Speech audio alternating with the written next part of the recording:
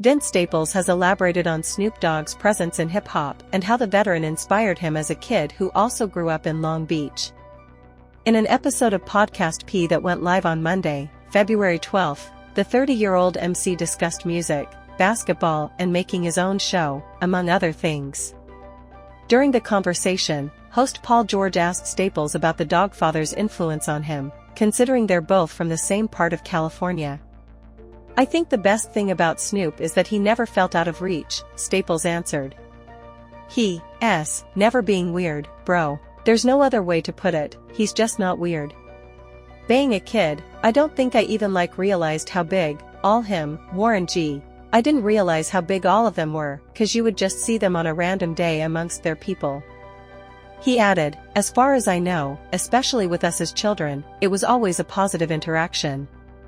You learned a lot from that, especially coming from street life." HHDX YouTube video player, play button YouTube video, Vince Staples praises Snoop Dogg for being a role model. He never felt out of reach. Vince previously discussed growing up in Long Beach during an appearance on ESPN a few years ago. In 2016, the rapper and actor made an appearance on Highly Questionable to talk about gang culture in the city and trying to steer clear of it as a child.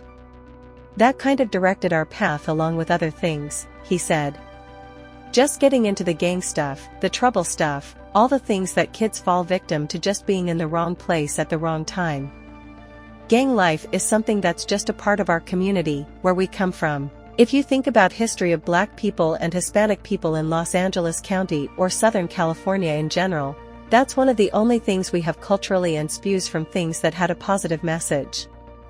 He added, "All these people we know as political activists, which people don't know kinda sparked that whole identity of gang life. It's just part of our culture, and with idle time and immaturity which comes from being a child, you kind of fall into the wrong things, and especially with the wrong guidance, things sorta get diluted the longer they've been separated from their origin.